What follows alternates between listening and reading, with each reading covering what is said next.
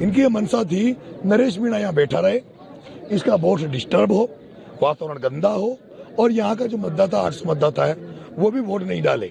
जब तक कलेक्टर यहाँ नहीं आएगी, जब तक नरेश मीणा तो अनशन में रहेगा। गांधी जी के मार्ग पे चल रहे थे, लेकिन आज के इस आधुनिक भारत में जहाँ सब लोग भ्रष्ट हैं, सारे अधिकारी जो करप्ट हैं, वो सारे अधिकारी जो सुनने को तैयार नहीं, महात्मा गांधी के अहिंसा के मार्ग को मानने का तैयार नहीं है, इसलिए भगत सिंह की जरूरत है। इसलिए नरेश मीणा को भगत सिंह बनना की जब तक जरूरत पड़ी तब तक नरेश मीणा भगत सिंह बनता है और बनता रहेगा। किसी कर्मचारी अधिकारी की कोई जाति नहीं होती, किसी भी कर्मचारी अधिकारी कोई कास्ट नहीं होती।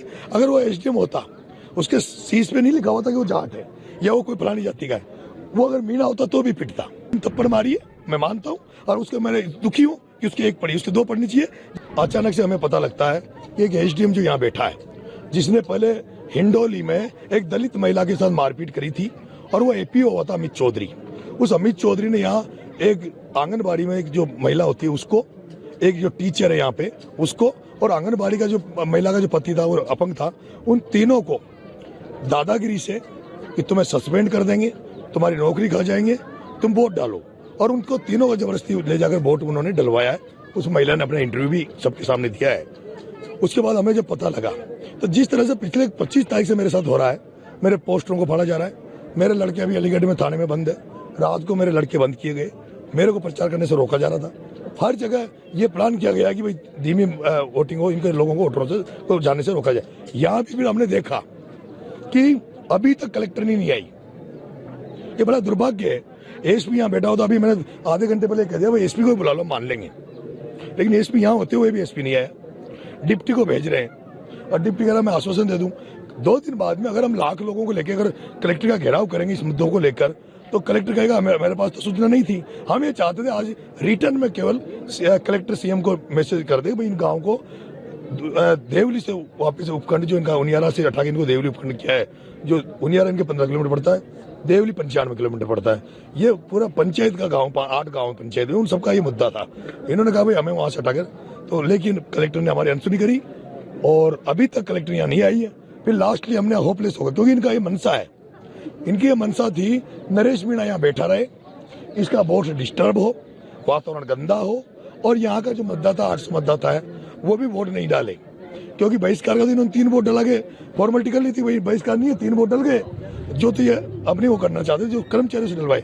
लेकिन अब ये तय हुआ है कि जो लड़ाई हम लड़ रहे हैं उसमें वो चाहते हमसे ये थे कि वोटिंग नहीं हो, तो हमारा उनका मकसद सफल हो रहा था। ऐसे में मैंने अभी फैसला लिया है, एक सीओ साहब आए रघुवीर सिंह जी, उन्होंने कहा मैं आश्वासन दे दूं। हमने मना कर दिया, सीओ का लेवल का नहीं है, सीओ का लेवल का होता तो हम एसडीएम से बात कर लेते। हमने कहा कलेक्टर लेवल की बात है, हमने सीओ से मना कर दिया, आप आश्वासन मत दो, हमें आश्वासन की जरूरत नहीं है, हमें कलेक्टर का आश्वासन चाहिए।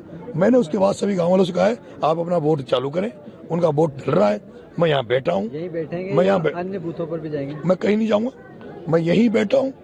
जैसे इनकी वोटिंग खत्म होगी मैं इस गाँव से मंत्रणा करूंगा।